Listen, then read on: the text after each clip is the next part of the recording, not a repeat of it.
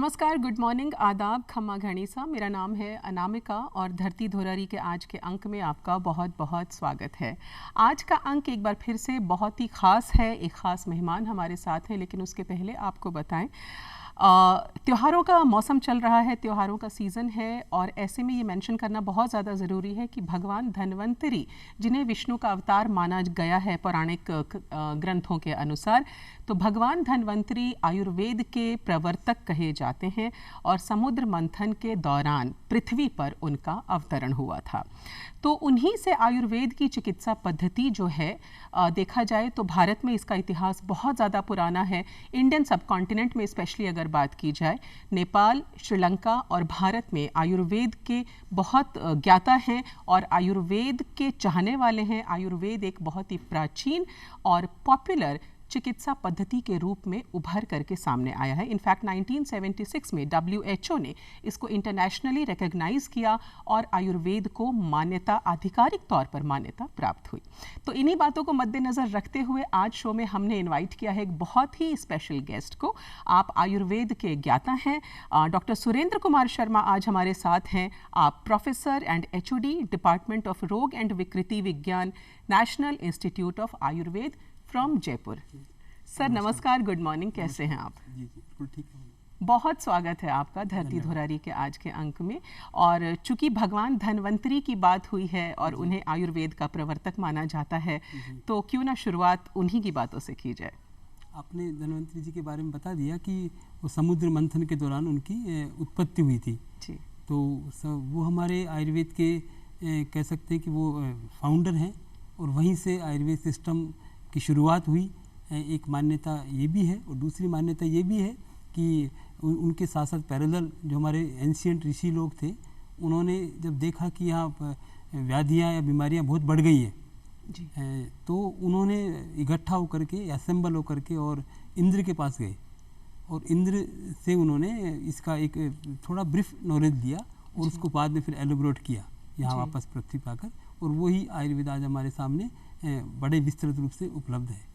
क्या बात है। तो पौराणिक ग्रंथों में भी इसका जिक्र है और टिल डेट हमें इस बात पे बड़ा ही गौरव महसूस होता है कि हमारे देश में आयुर्वेद को इतनी अच्छी तरह से प्रैक्टिस भी किया जा रहा है और आप खुद आयुर्वेद से जुड़े हुए हैं। तो आयुर्वेद से जुड़ी तमाम जानकारियाँ हम आपसे लेंगे, ऑब्वियसली उसके बारे में बात करेंगे, पर मैं चाहती हूँ कि क्योंकि जो दर्शक आपको देख रहे हैं वो आपको थोड़ा और पर्सनली जाने, तो क्यों ना आपको आपके बचपन की तरफ लेकर के चलते हैं, डाउन दी मेमोरी लेन, बचपन की कुछ बात करें। कैसे थे आप जब बच्चे थे? तो शरारती थे? स्कूल का माहौल कैसा था? घर का माहौल कैसा था? देखिए, बचपन थोड़ा विशिष्ट होता है और वो ऐसा होता है कि हम उसको भूल नहीं सकते। तो बचपन मेरा गाँव में गुजरा है जी। और गांव के खेत, खलिहान, नदियाँ, इनके साथ में जीवन गुजरा। वो प्राकृतिक सौंदर्य के इर्द गिर्द जी जी जी, जी। उस जीवन के बाद में वहीं से मैंने जो हमारी प्रारंभिक शिक्षा है गांव से की, और उसके बाद में फिर मैं जयपुर आ गया और मानक चौक स्कूल से मैंने बायोलॉजी से 12th किया जी। और उसके बाद में मैंने सीकर में गवर्नमेंट मेडिकल कॉलेज है, आयुर्वेद मेडिकल कॉलेज, उससे मैंने BMS किया और फिर MD और PhD मैंने नेशनल इंस्टीट्यूट आयुर्वेद जयपुर से किया। इस तरह से जीवन यात्रा यहाँ चली और 2002 में अल्टीमेटली मैं यहाँ अपॉइंट हुआ एज ए लेक्चर, और अभी मैं प्रोफेसर HOD रोग विज्ञान हूँ, जैसा आपने बता दिया। बहुत खूब सर। मैं यहाँ पर एक सवाल और करना चाहूँगी कि जनरली जब बच्चे बड़े हो रहे होते हैं तो उनके पेरेंट्स उनको कन्वेंशनल मेडिसिन सिस्टम में भेजना ज़्यादा प्रेफर करते हैं, क्योंकि इंटरनेशनली उसको रिकॉग्नाइज किया जाता है। ये अलग बात है कि 1976 में आयुर्वेद को भी मान्यता मिल गई। तो जब आप बड़े हो रहे थे तो क्या आपने पहले से ये गोल डिसाइड कर रखा था कि मुझे आयुर्वेद के क्षेत्र में जाना है? Why not conventional medicine system? Allopathy, homeopathy भी है, इवन चाइनीज़ मेडिसिन प्रैक्टिस भी बहुत सारे लोग करते हैं। देखिए, जब मैं बचपन में था तो मेरे नाना जी आयुर्वेद के बहुत ही अच्छे चिकित्सक थे और उस ज़माने में उनके पास बहुत भीड़ लगा करती थी। ये लगभग 75-80 की बातें हैं जी। तो उनके पास बहुत भीड़, उनका एक सम्मान भी देखता था मैं, और उनके पास में एक तरीके से फाइनेंशियल भी बहुत ही सिक्योर थे वो। तो ये सब देख करके लगा कि भाई इसमें ये फील्ड भी बहुत अच्छा फील्ड है और कहीं ना कहीं कोई आजीविका तो करनी ही थी, और इसमें आकर के मैं खुश हूँ। और उसके बाद में ग्रेजुअली वो इंस्पिरेशन का कारण बना मेरे नाना जी का आयुर्वेद सेक्टर में होना। और उसी से मैं आज करके मैं आज इस जर्नी तक पहुँचा हूँ। क्या बात है। पर इस क्षेत्र में दिलचस्पी होना भी बहुत ज़्यादा ज़रूरी है। तो क्योंकि आपने जैसा बताया कि आपके घर में जो आपके नाना जी थे, आपके ग्रैंडफादर जो थे, वो ऑलरेडी इस प्रैक्टिस से जुड़े हुए थे, तो क्या बचपन से ही आपके मन में भी ये दिलचस्पी उत्पन्न हो गई थी कि हाँ, ये एक क्षेत्र है, कार्य क्षेत्र है जिसमें मैं आगे जाना चाहूँगा? बिल्कुल, उसमें लगता था कि जब पेशेंट को देखते थे वो, तो पेशेंट को ट्रीटमेंट का उनका जो तरीका था वो ये था कि पेशेंट की फाइनेंशियल कंडीशन देख के ट्रीटमेंट करना। अच्छा। कि बहुत कोई गरीब है तो उसको बहुत सिंपल सी दवा देकर भी वही रिजल्ट आ सकते थे जो कि एक बहुत कॉस्टली मेडिसिन देख कर के रिजल्ट आते हैं जी। तो वो तरीका देखा तो वो एक बड़ा इम्प्रेसिव था जी। कि हम हमारे आधार पर या एक फाइनेंशियल कोई बैरियर नहीं है और हम पेशेंट को वो सब कुछ दे सकते हैं जो कि एक बड़े महंगे चिकित्सा सेटअप में दे पाते हैं। तो ये एक थोड़ा इम्प्रेसिव था कि ये पैथी इसलिए विशिष्ट है कि इसमें केवल एक मूली से भी हम ट्रीटमेंट कर सकते हैं। किसी को फॉर एग्जांपल जॉइंटिस हुआ तो हम और बहुत सी महंगी महंगी मेडिसिन भी दे सकते हैं। तो वो एक चॉइस है। ये तो चॉइस का जो हमारे पास आधार था वो एक बड़ा इसका एक मोटिवेटिव फैक्टर रहा कि भाई इस सेक्टर में कि ये बड़ी चॉइस है कि हम बहुत अधिक सेवा कर सकते हैं। कन्वेंशनल के आधार पर तो ठीक है वो अपना अच्छा काम कर रहे हैं, लेकिन हम हमारे बेस पर हम कम से कम एफर्ट्स देकर घरेलू औषधियाँ बता करके इस आधार पर भी हम ट्रीटमेंट किया जा सकता है। ये एक इस आधार पे हमें देखने को मिला इसमें। ये तो बहुत ही अच्छी बात है कि कॉमन इंडियन हाउस होल्ड्स की अगर बात करें तो हर घर में हल्दी पाई जाती है, काली मिर्च होती है, लोग आजकल गिलोय का पौधा भी बहुत उगाते हैं, एलोवेरा घर घर में देखा जाता है। तो आयुर्वेद की ये खूबसूरती है कि जो कुदरती पदार्थ हैं, नेचुरल चीज़ें जो हैं, उन्हीं से तेल बनते हैं, लेप बनते हैं, दवाइयाँ बनती हैं, औषधियाँ बनती हैं। तो ऑब्वियसली एक सस्ता जरिया भी होता है ट्रीटमेंट का लोगों के लिए। लेकिन साथ साथ हम ये भी जानना चाहेंगे कि आज के वर्ल्ड में आयुर्वेद का जो रेलिवेंस है, जो प्रासंगिकता है, वो आपके नज़रिए से क्या है? देखिए, इसकी प्रासंगिकता बढ़ती जा रही है। जैसा कि मैं तो बाहर विदेश में जाना भी हुआ मेरा, गवर्नमेंट की तरफ से भी गया, डेलीगेशन के साथ भी गया और फेलोशिप के लिए भी गया। तो वहाँ देखा कि वहाँ लोग बड़े इसको जानते हैं, इस सिस्टम को, और इस सिस्टम के बारे में अपने सिस्टम से कंपेयर करते हैं कि हमारे भी ये आयुर्वेदिक के साथ ये हर्ब हम यूज करते हैं, इस हर्ब को यूज करते हैं। तो वो एक्वेंटेड है इस आयुर्वेद पैथी से और धीरे धीरे अभी बहुत इसका प्रभाव बढ़ता जा रहा है। और अभी तो आप देखिए कि WHO में एक इसके अलग से इसकी एक चेयर बना दी गई है, जो केवल जो हमारा ये चेयर अभी तो जामनगर में इसका है सेटअप, WHO का सेटअप। तो वो इसके जो पोटेंट सेक्टर हैं जिस पे कि ज़्यादा से ज़्यादा अनुसंधान किया जा सकता है, उस पे उसको फोकस करने के लिए उन्होंने पूरा ये चेयर बनाई है और वो काम कर रही है। और धीरे धीरे हम नॉन कम्युनिकेबल डिसीज़ की बात करें जो कि आज बड़ी एक बर्निंग प्रॉब्लम है, उस पर विशेषकर उनका फोकस है। जैसे आप हार्ट डिसीज ले लीजिए या हाइपरटेंशन ले लीजिए, डायबिटीज मेलाइटिस ले लीजिए, तो ये नॉन कम्युनिकेबल डिसीज़ है। तो ये ही ज़्यादा आजकल प्रॉब्लम कर रहे हैं इस युग में। तो इस पर विशेष फोकस WHO दे रहा है और वो समझ रहा है कि इसमें आयुर्वेद एक बड़ा कंट्रीब्यूटिंग फैक्टर हो सकता है इस बीमारियों को रोकने में भी और ठीक करने में भी।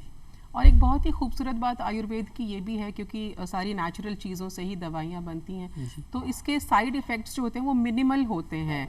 अनलाइक इन एलोपैथी, जब आप अंग्रेज़ी दवाओं का इस्तेमाल करते हैं तो they come with side effects. I mean आप दवाइयाँ ले रहे होते हैं तो उसके साइड इफ़ेक्ट के तौर पे कभी मोटापा हो जाता है, कभी कुछ बालों का झड़ना हो जाता है, बहुत सारी ऐसी चीज़ें होती हैं। यही खूबसूरती है। तो अगर मैं आयुर्वेद के प्राइमरी एलिमेंट्स के बारे में आपसे जानना चाहूँ एज अ लेमैन, हम वात, पित्त, कफ इसकी बातें सुनते हैं, पंचकर्म एक क्रिया होती है उसके बारे में सुनते हैं। तो since you are sitting right in front of us, हम जानना चाहेंगे इन चीज़ों को कैसे कैसे एक्सप्लेन किया जाता है। देखिए, आपने पूछा नेचर के साथ संबंधित चीज़ें हैं कि हम वात, पित्त, कफ जो बेसिकली ये पंच महाभूत जो हैं, उन हमारा शरीर भी उन्हीं से बना है और हम जो भी कुछ ऑब्टेन कर रहे हैं वो पंच महाभूत ही ऑब्टेन कर रहे हैं। तो उनके रिप्रेजेंटेटिव हैं वात, पित्त, कफ। वायु और आकाश से वात बना, पित्त अग्नि से पित्त बना और जल और पृथ्वी से कफ बना।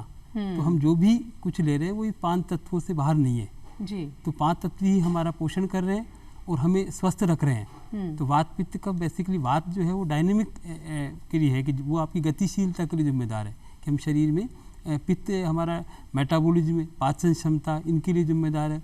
कफ हमारे वृद्धि के लिए जिम्मेदार है। तो तीनों तत्व जब पांचों तत्व जब मिल जाते हैं तो फिर तीनों तत्व जो वात पित्त कफ है उनकी जब समता रहती है तो हम ठीक रहते हैं, हम स्वस्थ रहते हैं। और जब ये इनका विषमता आती है इनमें तो फिर व्याधियाँ होती है, ऐसा आयुर्वेद मानता है। तो आयुर्वेद जो है वो कम्प्लीटली आपकी जो बॉडी की फंक्शनिंग है उसके मुताबिक काम करता है and it focuses more on the lifestyle.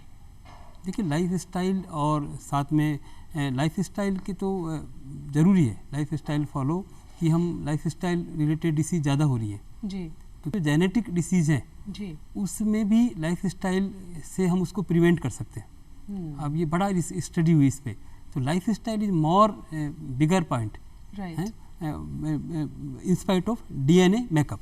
यदि डीएनए मेकअप भी किसी का मान लीजिए ख़राब है या फैमिलियल डीएनए मेकअप में प्रॉब्लम है तो हम उसको लाइफस्टाइल से ठीक कर सकते हैं। ये उनका अनुसंधान का रिजल्ट था। तो लाइफस्टाइल रिलेटेड डिसीज़ जैसे ज़्यादा हो रही है। आज देखें तो हम देखें किसी को आज यंगर जनरेशन में हम देखते हैं, हमारे पास में जब सोनोग्राफी लेके आते हैं तो 35 साल के व्यक्ति में हिपेटोमेगैली हो रहा है जी। 35 साल या 40 साल के व्यक्ति को MI हार्ट अटैक आया और 35 साल या 30 साल में या 25 साल में डायबिटीज़ हो गई। तो ये क्यों हुआ? ये वस्तुतः इसमें लाइफ स्टाइल ही कारण है कि हमने सोने का क्रम बिगाड़ दिया है और हमने खाने का सिस्टम बिगाड़ दिया है। आयुर्वेद इसी पे फोकस करता है बेसिकली कि आप सोने को ठीक करिए और खाने को ठीक करिए, खाने का मेथड भी ठीक करिए और केवल कैलोरी वैल्यू पे ध्यान मत दीजिए कि वो आपका सिस्टम उसको एक्सेप्ट भी करना चाहिए। और जब एक्सेप्ट करेगा जब हम लाइफ स्टाइल ठीक रखेंगे, जब हमारा सर्केडियन रिदम ठीक होगा तो हम ठीक सोएंगे। आज का जो प्रॉब्लम है यंगर जनरेशन में हमारा आ रहा है कि वो लेट तक सो रहे हैं, 10 बजे सो रहे हैं, सुबह 1 बजे तक वो जग रहे हैं। तो वो या फिर खाने में वो कुछ भी खा रहे हैं, जंक फूड ले रहे हैं या फिर ऐसा फूड जो कि बहुत ऑयली है, बहुत साल्टी है। तो इस तरह के फूड लेकर हम या फिर खाने का तरीका भी एक बहुत महत्वपूर्ण है कि हम खाते समय हम कहाँ एंगेज हैं, हमारा पूरा फोकस खाते समय खाने पर है या नहीं है, टीवी देख रहे हैं और खाना खा रहे हैं साथ में, बिल्कुल बैड हैबिट्स है वो। तो वो हमारे सिस्टम को न केवल physical health otherwise mental health को भी प्रभावित करता है, क्योंकि मेंटल और गट कनेक्शन पे बहुत काम हुआ है। आयुर्वेद में तो बताया ही है पहले कि आपका यदि अग्नि ठीक नहीं है तो फिर सारा सिस्टम ही ठीक खराब हो जाएगा। बिल्कुल। तो यदि मैं जो हमारा जो आज से आप देखें सेरोटोनिन, डोपामिन, इनकी जो हम सुनते हैं ना इम्बैलेंसेज, वो इम्बैलेंसेज जो अब हो रहे हैं उससे मेंटल डिसऑर्डर हो रहे हैं। तो वो बेसिकली हमारा 90% सेरोटोनिन जो लेवल है, जो में हैप्पी हार्मोन जिसे कहते हैं, वो उसका फॉर्मेशन गट में होता है। 10% हमारा न्यूरॉन्स बनाते हैं उसको जी। तो 90% जब वो गट में जो हमारा सेरोटोनिन बन रहा है वो बनता है कि हम किस तरह खाना खा रहे हैं, क्या खा रहे हैं और खाने का समय क्या है। हमारे यहाँ समय को बड़ा महत्व दिया है। काल भोजनम आरोग्य कराणाम श्रेष्ठम, कि आप समय पे भोजन करेंगे तो आप निश्चित रूप से स्वस्थ रहेंगे। और समय और कहा कि अर्ध रोग हरी निद्रा, यानी आधे बीमारियां तो प्रॉपर नींद लेने से ठीक हो जाएंगी। और ये बिल्कुल फैक्ट है, क्योंकि इस पे बहुत ही रिसर्च हो रही है और वो भी यही सब बात बता रहे हैं जो कि आयुर्वेद में हजारों साल पहले उन्होंने बताई थी। बिल्कुल, बहुत ही खूबसूरत बात है। आयुर्वेद में ये भी कहा गया है कि सूर्योदय के साथ उठ जाइए और सूर्यास्त के बाद सो जाइए, सूर्यास्त के बाद भोजन न करें। तो जिस तरह से आप बता रहे हैं डॉक्टर सुरेंद्र, ये बहुत अच्छी तरह से एक बहुत क्लियर कट मैसेज जाता है लोगों में कि अगर आप लाइफस्टाइल में ही चेंज कर लें, जैसा आपने कहा कि अगर आप प्रॉपर स्लीपिंग पैटर्न रखते हैं तो आधे रोग तो आपके वैसे ही ख़त्म हो जाते हैं। और अगर आपके खाने पीने का वक्त भी बिल्कुल नियत होता है, सही होता है, तो आधे रोग आप उससे भी ठीक कर सकते हैं। एंड सेरोटोनिन, जैसा सर ने बताया, हैप्पी हार्मोन्स, उसका होना बहुत ज़्यादा ज़रूरी है। और अगर आप हैप्पीनेस अक्वायर करना चाहते हैं, गेन करना चाहते हैं, तो आयुर्वेद को अपनी लाइफस्टाइल का हिस्सा बनाएं। जिन दर्शकों ने हमें अभी अभी ज्वाइन किया, आपको बता दें DD राजस्थान पर आप देख रहे हैं धरती धोरारी। मेरा नाम है अनामिका और आज धरती धोरारी के अंक में हमें ज्वाइन किया है डॉक्टर सुरेंद्र कुमार शर्मा ने। आप आयुर्वेद के ज्ञाता हैं और आयुर्वेद यानी आयु का वेद, यानी कि दीर्घ आयु का से जुड़ा हुआ साइंस, आप किस तरह से लंबी आयु प्राप्त कर सकते हैं, हेल्दी रह सकते हैं, इसके बारे में हम आपसे पूछ रहे हैं सर। तो skin, hair and gut health, ये 3 बहुत ही इंपॉर्टेंट चीज़ें हैं। जितना मुझे भी समझ में आता है आयुर्वेद के थ्रू आप इसको अचीव कर सकते हैं। तो अगर मैं आपसे जानना चाहूँ, क्योंकि महिलाएं इसमें ज़्यादा इंटरेस्टेड होती हैं कि उनकी स्किन कैसे ग्लोइंग रहे, उनके बाल कैसे खूबसूरत रहें, क्या कहेंगे आप? जी जी, देखिए स्किन केवल एक एक्सप्रेशन का ही हमारा एक ब्यूटी जो कॉन्शियसनेस है, महिला में भी है, पुरुष में भी है। बिल्कुल, आजकल तो पुरुषों में भी है, दोनों में है। और स्किन के हेल्थ के लिए केवल हम कॉस्मेटिक पर ही डिपेंड रहे तो वो ठीक नहीं होगा, उससे हम अपना गोल भी नहीं ला सकते हम। एक्चुअल में जो स्किन ठीक रहेगी वो हमारे लाइफ स्टाइल, जैसे हम पहले बात कर चुके, समय पे खाना और अच्छा हितकर खाना और साथ में समय पे सोना जी। ये और हमें ऑयली ठीक करना, ज़्यादा नहीं खाना है। बिल्कुल, ये तो उसमें आ ही गया। तो ये जब तक नहीं होंगी तब तक हम हमारी स्किन को ठीक नहीं कर सकते, स्किन को हम ग्लो नहीं ला सकते। कॉस्मेटिक तो एक थोड़े समय के लिए सहारा देंगे, और अल्टीमेटली हमें ये सब खाने के पैटर्न पे भी ध्यान देना होगा, और खाने में क्या ले रहे हैं हम।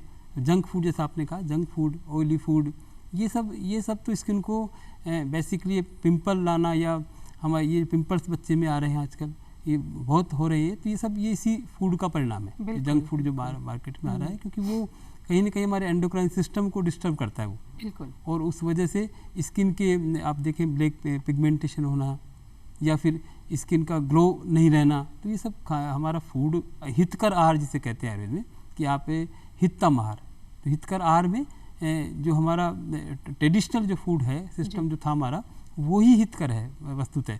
उसमें हम मॉडिफिकेशन कर करके जब हम यूज करते हैं ना, तो हमने ब्रेड बना दी है ना, हमने उसके डेयरी, ये आप ये डेयरी प्रोडक्ट में भी हमने बहुत से चेंज किए हैं, और साथ में हमने ये आपका बेकरी के आइटम जी, तो ये मॉडिफिकेशन है, ये फूड मॉडिफिकेशन है, ये हेल्दी नहीं है।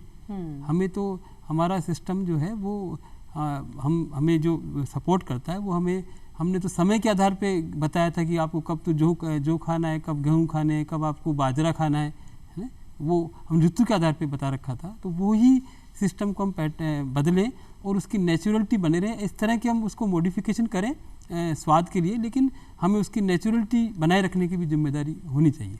इस तरह की रेसिपी बनानी चाहिए, और बना सकते हैं हम।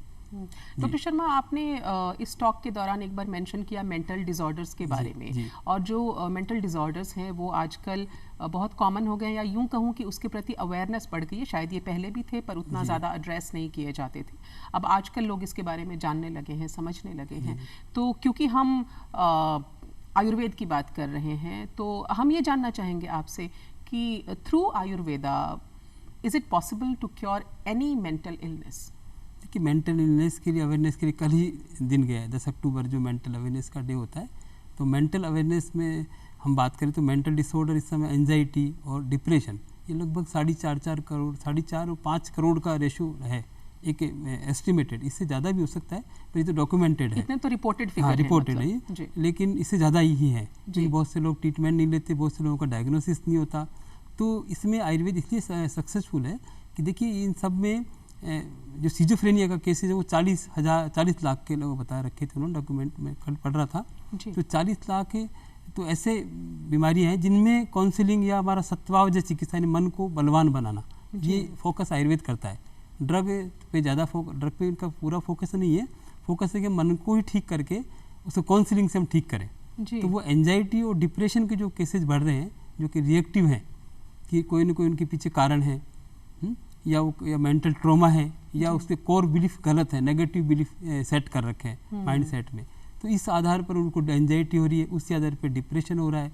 तो उनके बिलीफ को चेंज करने के लिए हमारे यहाँ कुछ पैटर्न है कि व्यक्ति का हम उसका मनोबल कैसे बढ़ाएं। तो जब मनोबल बढ़ेगा, उसके साथ में फिर कुछ औषधियाँ भी, कुछ मेडिसिन, उनकी भी हम सपोर्ट सहायता लेते हैं, तो निश्चित ये इसमें बड़ा ही कारगर सिद्ध होगा, क्योंकि वो औषधियाँ जो मेंटल डिसऑर्डर में लेते हैं वो बहुत लंबे समय तक सुरक्षित नहीं है जी। जो कन्वेंशनल ले रहे हैं वो, उनके प्रभाव, साइड इफेक्ट अन्य अंगों पर है। बिल्कुल। तो वो रोगी बार बार उसको स्किप करता रहता है मेडिसिन को, उनके साइड इफेक्ट के कारण से।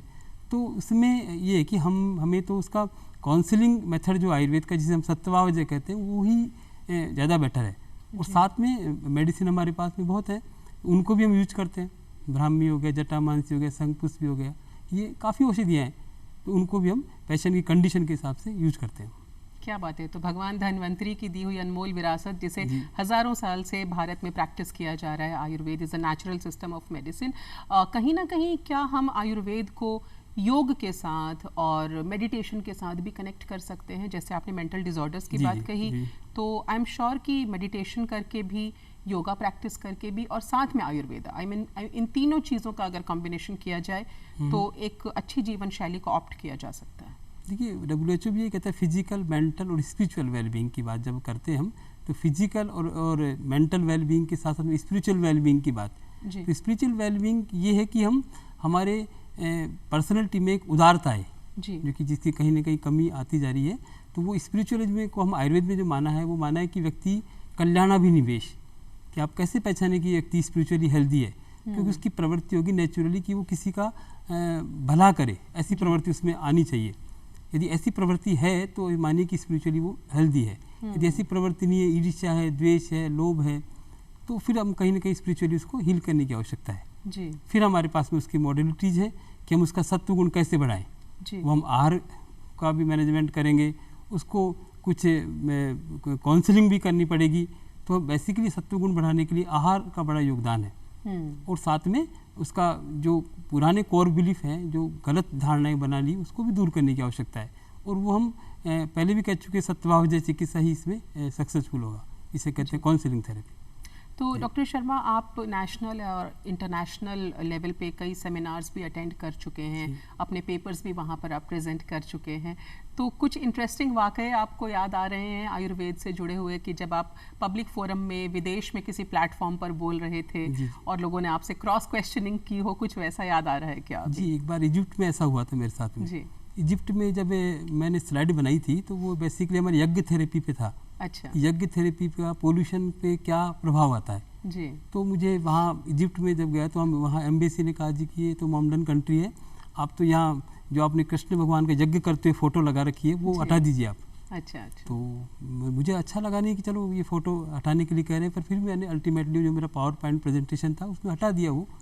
फिर भी मैंने प्रेजेंट किया उसको, और शाम के समय जब हमें वो लोग घुमाने के लिए ले गए, तो एक प्रोग्राम था वहाँ, शंकर जी का नृत्य थे वो। अच्छा। उसमें हमारे जो इनकी गांगुली जी की वाइफ जो है, उनका प्रोग्राम था वो, डोना। हाँ जी, डोना जी, हाँ जी। उनका इजिप्ट में। तो वहाँ जो शाम को जब प्रोग्राम हुआ, तो उसमें वो शंकर जी का नृत्य दिखा रहे थे वो। अच्छा। और वो नृत्य पे वो इजिप्टियन लोग बाग इतने, वो साथ में उसके बारे में समरी बता रहे थे उनकी लैंग्वेज में। अच्छा। और उन लोगों ने बहुत ही उसको अप्रिशिएट किया, बहुत ही शांति से सुना और बहुत एंजॉय किया। तो मुझे लगा कि मुझे क्यों मना किया गया। अच्छा। जब यहाँ के लोगों में इतनी उदारता है, वो एक्सेप्ट कर रहे हैं, तो हमें क्यों हमारी संस्कृति को करने के लिए हमारे लोग मना कर रहे हैं। तो जैसे आपने उदारता की बात की, यानी स्पिरिचुअली वो हील्ड अप थे, मुझे ऐसा समझ में आ रहा है। बिल्कुल बिल्कुल। तो वो ऐसा बायस नहीं होना चाहिए, अच्छी चीज़ को लोग एक्सेप्ट करते हैं।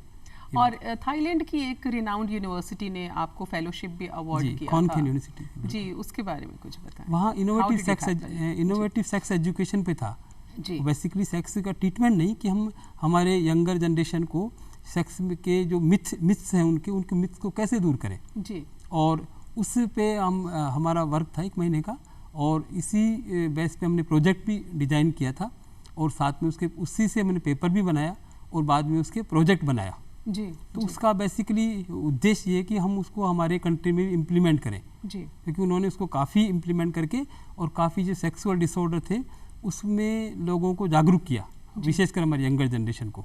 तो वो नेचुरल हमारे यहाँ भी सिस्टम लागू होना चाहिए, जो हमने सीखा वहाँ। क्योंकि हम जब पेशेंट देखते हैं, तो वो मिथ हमारे यंगर जनरेशन लेके आती है जी। और वो शर्माती है बताते हुए कि मुझे ये प्रॉब्लम है, या उनकी मिथ है जी। तो मिथ को केवल दूर करना है, केवल उसी से ट्रीटमेंट हो जाएगा कि आपने उनकी धारणाएं बदल दी, वो ठीक हो गए। तो वही पे हमारा बेस पे था, ट्रीटमेंट नहीं था कि हम फोकस करना है कि हमारे फोकस पॉइंट यंगर जनरेशन। क्योंकि ये एक ऐसा टॉपिक है मेरे ख्याल से, सेक्स के बारे में जब हम बात करते हैं इंडियन सोसाइटी में, इसको अभी भी एक टैबू की तरह से कंसिडर किया जाता है, निषेध के तौर पर देखते हैं हम, उसके बारे में बात नहीं करते। So it is I guess it's a very good initiative कि आपने इनोवेटिव सेक्स एजुकेशन के बारे में वहाँ पर बात की। अब अगर आपकी पर्सनल हॉबीज़ के बारे में बात करूँ, तो हमने सुना है आपको गाने का शौक़ भी है। हाँ, गाने का भी है, और साथ में पढ़ने का भी है जी। तो पढ़ते किस तरह का साहित्य पढ़ना पसंद करते हैं आप? देखिए, पढ़ने का साहित्य तो शुरुआत जब की तो घर पे कुछ पुराने पिताजी के उपन्यास रखे थे, प्रेमचंद के भी थे, उसमें अमृतलाल नागर के भी थे, नरेंद्र कोहली के भी थे, तो यहाँ से शुरुआत हमने की। फिर साथ में कुछ और स्पिरिचुअल किताब भी फादर मंगाते थे, उनके कल्याण आदि इनको भी हम पढ़ते थे। तो वो सब पढ़ने से एक अच्छा लगता था। और मानसरोवर भी पढ़ते थे। महाभारत जब मैं 15 साल तक का ही होगा लगभग, तब तो हम पूरी महाभारत पढ़ चुके थे। घर पे रखी रहती थी, तो उस समय मोबाइल वगैरह थे नहीं, तो बस वही पढ़ते थे गर्मियों की छुट्टियों में या इस तरह से। तो पढ़ने का शौक़ वहीं से आया। और गाने का शौक़ जब सुनते थे, सुबह कभी मन्ना डे के भजन सुन रहे हैं, कभी अपने भीमसेन जोशी जी का कुछ सुन रहे हैं, तो फिर कभी लता जी का कुछ सुन रहे हैं। तो ये सब क्लासिकल सिंगर जो हैं वो विशेषकर मुझे फैसिनेटेड किया उन लोगों ने, क्योंकि उनकी वो बेसिकली डीप लेवल तक काम करता है। वो एक हीलिंग प्रोसेस भी है। जब वो सुनते हैं तो हमारे सब नेगेटिव थॉट या ये सब कुछ समय के लिए चले जाते हैं, ऐसा लगता है। तो वो बड़ा अच्छा लगता है। तो वो अभी भी मेरा कंटिन्यूस जारी है। क्या बात है। कहा भी जाता है music is the best therapy. अगर आप थोड़े भी सैड हैं और आपको हैप्पी हार्मोन सेरोटोनिन जिसकी आपने बात की वो चाहिए, तो आप म्यूजिक के थ्रू उसको अचीव कर सकते हैं। तो बात गीत संगीत की हो रही है, क्या आप खुद भी थोड़ा बहुत गाने का शौक रखते हैं, गुनगुनाते हैं? हाँ जी, गाते हैं। तो कुछ हो जाए। जी जी, देखिए गाना तो मुझे यशुदास ने बहुत प्रेरित किया। यशुदास ने बहुत प्यारी आवाज़ है उन्होंने कुछ गाया, तो उनका भी और किशोर कुमार का भी है, मन्ना डे साहब का भी, और भीमसेन जोशी जी का भी बहुत मुझे अच्छा लगता है। यशुदास जी के गाने जैसे मुझे प्रेरित किया, तो वही गाना था, मधुवन खुशबू देता है, सागर सावन देता है, जीना उसका जीना है, जोरों को जीवन देता है, मधुवन खुशबू देता है। तो इस तरह से उनका सुना। ऐसे ही आप देखें तो इनका मुकेश जी का जब बचपन में सुनते थे हम जी। कहीं दूर जब दिन ढल जाए, सांझ की दुल्हन बदन चुराए, चुपके से आए, मेरे ख्यालों के आंगन में कोई सपने चुपके से दीप जलाए, नजर न आए, कहीं दूर जब दिन ढल जाए, सांझ की दुल्हन बदन चुराए, चुपके से आए। क्या बात है, क्या बात है। और चुपके से तो नहीं, लेकिन बातों बातों में समय कैसे गुजर गया वो नहीं समझ में आया। डॉक्टर सुरेंद्र, मैं चाहती हूँ क्योंकि आप आयुर्वेद के ज्ञाता हैं, तो चलते चलते कोई ख़ास संदेश हो जाए हमारे दर्शकों के लिए। जी, संदेश ये है कि हम हमारे जीवनचर्या को सुधारें, और वेस्टर्न जो सभ्यता है वो उसको हम फॉलो जो कर रहे हैं उसको अंधानुकरण से फॉलो हमें नहीं करना चाहिए, और हमें अपने स्वास्थ्य को प्राथमिकता देनी चाहिए। और उसके लिए हमें हमारा सोने का सिस्टम और खाने का पैटर्न को बदलना ही चाहिए यदि हमें स्वस्थ रहना है। अदरवाइज़ हम इसके परिणाम 35 या 40 साल बाद में हमें देखने को मिलेंगे ही मिलेंगे। तो यही संदेश है कि हम prevention is better than cure. तो हम प्रिवेंशन पे ज़्यादा ध्यान दें, और हम हमारे एन्जॉय एटीट्यूड जो हमने डेवलप कर लिया है उस एन्जॉय एटीट्यूड पे हम कंट्रोल करें जी। और हम अपने आप को संतुलित करें, संयमित करें, और जीवन को श्रेष्ठ बनाने, टारगेटफुल बनाने की कोशिश करें। यही आयुर्वेद का भी उद्देश्य यही है। वहाँ उन्होंने हितायु की बात की है जी। तो हितायु मतलब आपका जो लाइफ है वो दूसरों के लिए भी अच्छा होना चाहिए जी। फिर सेकंड बात की सुखायु, कि आप प्लेजर भी लीजिए, एंजॉय भी करिए, पर वो सेकंड है। हमारा फर्स्ट टारगेट तो हितायु है कि आप सबके लिए वेलबींग की बात करिए, और फिर आप अपने हेल्थ पर भी पूरा, क्योंकि जब शरीर ही नहीं है तो ही हम हैं, हमारा अस्तित्व जो है वो शरीर के साथ है। हमें शरीर को स्वस्थ रखना हमारा एक ड्यूटी भी है जी। और इसी के लिए हमें प्रयास करते रहना चाहिए, और वो फिजिकल, मेंटल, स्पिरिचुअल तीनों ही एस्पेक्ट पे हमें काम करना चाहिए। बहुत खूब, जैसा आपके फेवरेट सिंगर ने भी बोला कि जीना उसका जीना है जो औरों को जीवन देता है। तो डॉक्टर सुरेंद्र कुमार शर्मा, आप स्टूडियो में आए, धरती धोरारी के इस खास कार्यक्रम में शिरकत की, हमसे इतनी सारी नॉलेज आपने साझा की, आपसे बात करने के लिए हम सीरियसली बहुत आभारी हैं। बहुत बहुत धन्यवाद सर आपका। धन्यवाद। और दर्शकों, अनामिका को दीजिए इजाज़त, अब वक्त हो गया है। हमें उम्मीद है कि आपको आज का कार्यक्रम ज़रूर अच्छा लगा होगा। इस समय हमारे स्क्रीन पर एक QR कोड रिफ्लेक्ट हो रहा है, जिसको स्कैन करके आप घर बैठे हमारे सारे शोज़ को देख सकते हैं और सारी इन्फॉर्मेशन, लेटेस्ट अपडेट्स आप हासिल कर सकते हैं। तो फ़िलहाल आज के लिए दीजिए मुझे इजाज़त, अपना ध्यान रखिए और देखते रहिए DD राजस्थान। नमस्कार।